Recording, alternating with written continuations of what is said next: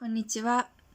Hi, this is Satoko Yamaguchi. I'm a program coordinator at YWCA of Japan. One of my responsibilities is to conduct a series of capacity building sessions and send young women's delegation to the Commission on the Status of Women every year.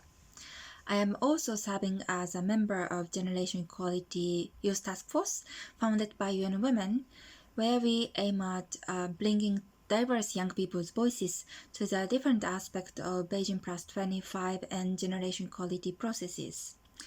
YWCA of Japan had a privilege of hosting a workshop during the virtual Gender Equality Promotion Forum last year.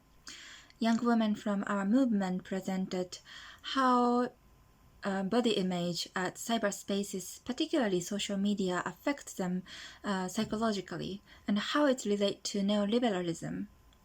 They also provided 4 suggestions in order to make social media free from gender-based violence and discriminations. We sincerely appreciate National Women's Education Center for making such a forum. And it is my absolute pleasure to be speaking around young women's leadership and meaningful engagement as it aligns with the theme of CSW65 this year. By profession, I've been working on young women's-led movement building over the 5 years. Through my experiences both at international policy-making bodies and grassroots activism, there are too many cases to tell where youth are just being tokenized. I hear a lot of challenges around young women and adolescent girls' leadership in Japan and abroad. Quite often, we young women have to prepare ourselves for a theoretical argument just to verify as someone having enough knowledge and experiences to contribute to the feminist movement and policy-making bodies. Or in other cases, youth are just being included in spaces just to fill in the quota.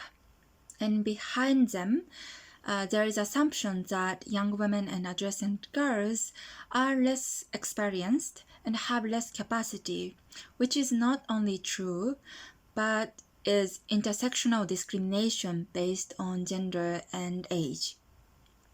For making a intergenerational co-leadership reality, just updating a system and regulations, including introducing a quota system, may not be enough. From my personal experiences, creating a safe space is a key which enables young women and adolescent girls to take enough time to prepare and mobilize, because we tend to have less resources which restrict us from engaging in a similar way as those who are already familiar with the spaces.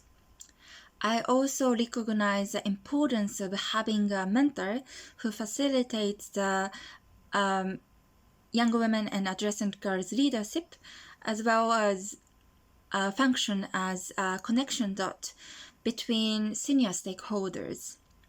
In order to transform the power structure, we have to be collective beyond generations. Although it is pretty much needed and crucial to hold every single stakeholder accountable to the meaningful engagement of adolescent girls and young women, very first step could be to have someone who brings together the people in all generations. Whether it's a feminist or women's movement or policymaking bodies, they have to change their mindset that intergenerational co-leadership is the only way to accelerate the momentum toward gender equality.